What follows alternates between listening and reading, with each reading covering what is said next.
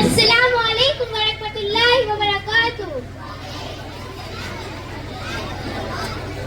વિદ્યાર્થી મિત્રો અને અહીંયા ઉપસ્થિત મહેમાનો, આપણે ભણતર ફક્ત ભણવા પૂરતું જ નહીં, પરંતુ ભણતરની સાથે સાથે આપણે સામાન્ય જ્ઞાન એટલે કે જનરલ નોલેજનું મહત્વ પણ એટલું જ છે કે આપણે હંમેશા રોજબરોજ આપણને ગમતા વિષયનું થોડું ઘણું સામાન્ય જ્ઞાન મેળવવું જોઈએ।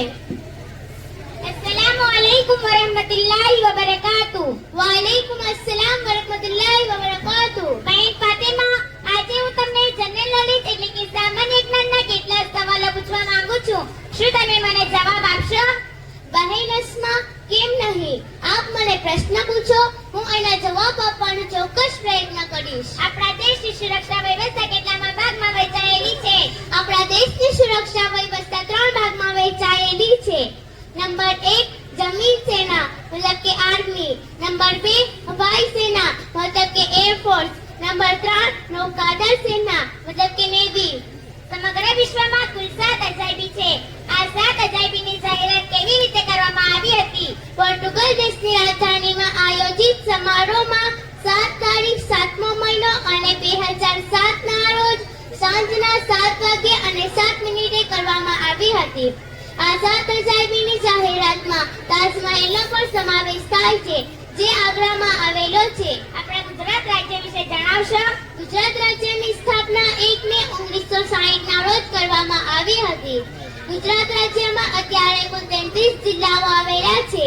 ગુજરાત રાજ્યનું પાટનગર ગાંધીનગર ખાતે આવેલું છે।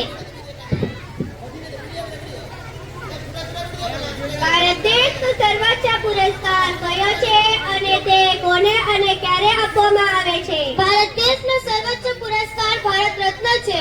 તે 26મી જાન્યુઆરીના રોજ રાષ્ટ્રપતિના વરદ હસ્તે આપવામાં આવે છે। આ પુરસ્કાર મેળવનાર તમામ સુવિધાઓ મફતમાં મળે છે। સારે જહાં સે અચ્છા હિન્દુસ્તાન હમારા, આ તરાનું કોણે ગાયેલું છે? સારે જહાં સે અચ્છા હિન્દુસ્તાન હમારા આ તરાના અલ્લામા ઇકબાલે સૌપ્રથમ ગાયું હતું। સ્વતંત્ર ભારતના પ્રથમ શિક્ષણ મંત્રી કોણ હતા? સ્વતંત્ર ભારતના પ્રથમ શિક્ષણ મંત્રી મૌલાના અબુલ કલામ આઝાદ હતા। ગુલાબી રંગના તળાવ કયા દેશમાં આવેલા છે અને તે ગુલાબી રંગ શેને કારણે છે? ગુલાબી રંગના તળાવ ઓસ્ટ્રેલિયા અને અમેરિકામાં જોવા મળે છે। આ તળાવમાં લીલ એટલે કે તેમાંનો રંગ ગુલાબી હોવાથી તળાવમાં રહેલું પાણી આપણને ગુલાબી રંગનું દેખાય છે। અલીગઢ મુસ્લિમ યુનિવર્સિટી કયા રાજ્યમાં આવેલી છે? અલીગઢ મુસ્લિમ યુનિવર્સિટી ઉત્તર પ્રદેશ રાજ્યના અલીગઢ જિલ્લામાં આવેલી છે।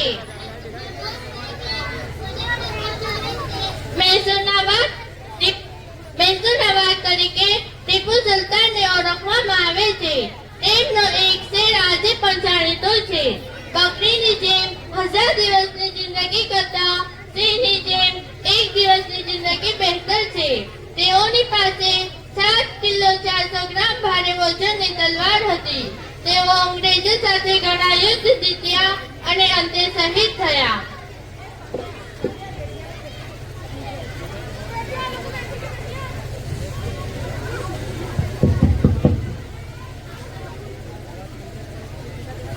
આપણે જ્યારે હોસ્પિટલ જઈએ છીએ ત્યારે ડોક્ટરના નામની સાથે અમુક શબ્દ જેવા કે ન્યુરોલોજિસ્ટ, ઓપ્થેમોલોજિસ્ટ, નેફ્રોલોજિસ્ટ જેવા શબ્દ પણ હોય છે। જરા જણાવશો કે આ શબ્દ શું દર્શાવે છે?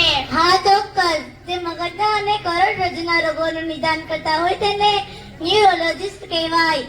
જે આંખના રોગોનું નિદાન કરતા હોય તેને ઓપ્થેમોલોજિસ્ટ કહેવાય।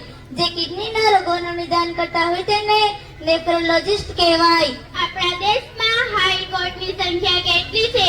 આપણા દેશમાં હાઈકોર્ટની સંખ્યા કુલ 25 છે, જે રાજ્ય સ્તરની હોય છે, જ્યારે સર્વોચ્ચ કોર્ટ સુપ્રીમ કોર્ટ છે, જે ફક્ત એક જ છે। મિસાઇલ મેન તરીકે કોને ઓળખવામાં આવે છે?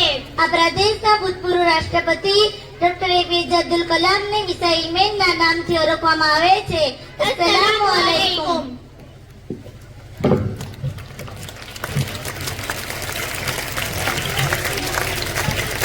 બહુ સરસ સામાન્ય જ્ઞાનના પ્રશ્નો જે આપણાને ઘણી બધી ઇન્ફોર્મેશન આપી। જે આપણાને ખ્યાલ નહોતો. જેવી રીતે આપણે ડોક્ટર પાસે જઈએ, હવે આંખના ડોક્ટરને બતાવવો હોય ને આપણે કાનના ડોક્ટરને બતાવીને આવીએ, બરાબર? તો ઘણી બધી એવી ઇન્ફોર્મેશન હતી જાણકારી માટે. આપણે બહુ સરસ